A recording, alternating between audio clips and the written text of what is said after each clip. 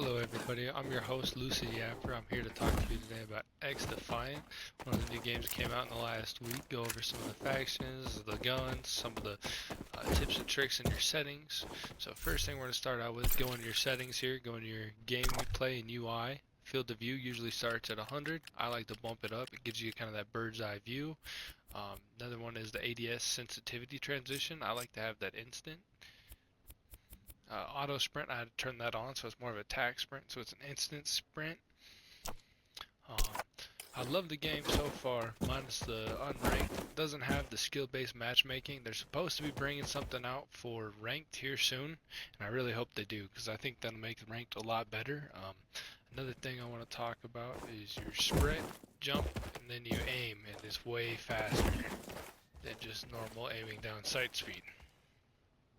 Another couple of the big things that I've been seeing is like the bunny hop, where you get like this speed jump, where you slide and then you instantly hit X and jump right as you're hitting the ground. It kind of gives you that bunny hop. But I wouldn't get too used to playing with it because I do hear that they're supposed to be removing it, getting a little bit better. And another thing they're supposed to be fixing is taking damage behind cover. I've been noticing a lot of gunfights and I'm right here behind the wall and then I die still.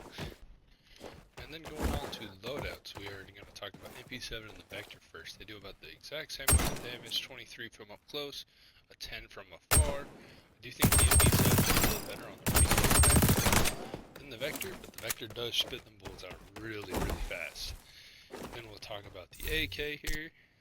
Oop. Loadout change. Does 22, I believe, from right here to that far guy, so you can get a little bit of distance on it before it starts dropping down. And I think the recoil on it is a little bit better, but again, depends on who you are and how you play. The next gun we'll get into here is the LMGs. The next best gun that I have is the RPK. That new loadout smell. It does a 32 and a 29 from a distance. You get the headshot. Sniper rifles, we got the TAC 50. That new loadout smell. It does a 134 in the body and a 162 in the headshot. The best gun I have is the M4A1, and this is the loadout that I have for it. I usually don't run with the sight, but the last game I got into was a little sweaty, so I put a sight on there. Firebomb and the incinerator drone. Firebomb, you run around the corner and throw a Molotov and blows up at your feet. It's badass. I absolutely love it. The Phantom's got the shield barrier and the riot shield. I do love them. They are very, very good and practical. That shield barrier can save your team on capturing the objectives really, really easy. You also get an extra 20 health. You get the Liberato. I don't even know.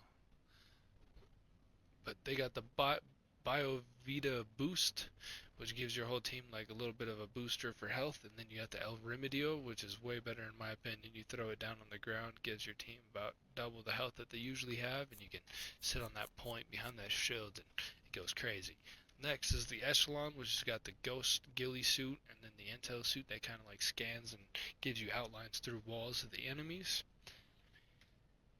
Firing range. Alright, Expensive that's everything ammo. today except Get for some of the comfortable new with your stuff that's loadouts. coming out. They are adding Search and Destroy, 2v2, and Infection. I'm really excited to kind of see how they come out with all that, with Infection especially, and 2v2. I think that would be really fun. Rainbow Six Siege operators are going to be coming, and some of the old Tom Clancy games should be coming here soon too.